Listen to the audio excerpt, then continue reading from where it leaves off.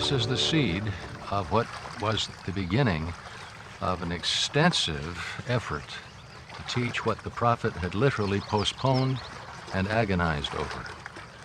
He said to many of those who were hesitant that an angel had come to him, literally as it were with a drawn sword, and said, "You cannot move the church forward one more inch until you begin to live this principle."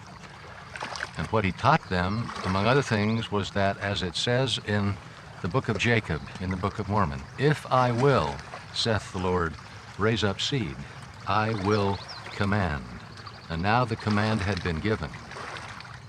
Eliza herself, when asked how she could do it, said she became convinced of the beauty of the principle and fell in love with the principle. The question that is rarely asked about the whole process is, what did the women think they were really doing when they entered into this practice? One by one, their journals tell the story. They came to the conviction of this in tension with their earlier training only through a spiritual experience. They had to get a testimony, just as they had of the gospel of Jesus Christ, that Christ himself had advocated and required this, and that the result would be a posterity who would be righteous as well as numerous.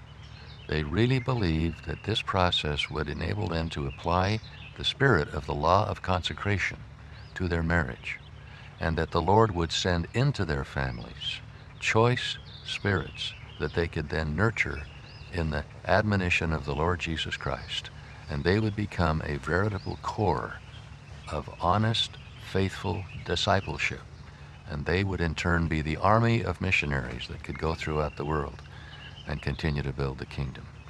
That's what they thought they were doing. The world at large wondered.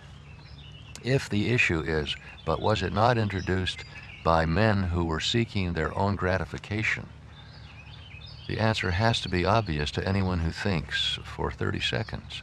If that is the issue, if it's libertinism, if it's indulgence, there are other and easier and less costly ways to achieve it.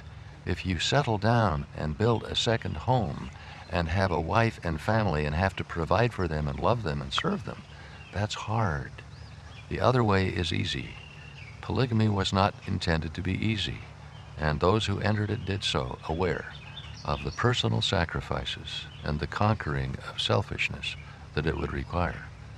The history shows us that there were tragedies and there were setbacks, and there were just as many problems with it as with monogamy. But the outcome overall was that, in fact, a faithful number of faithful children came into these families, and they remained the anchor families in the kingdom.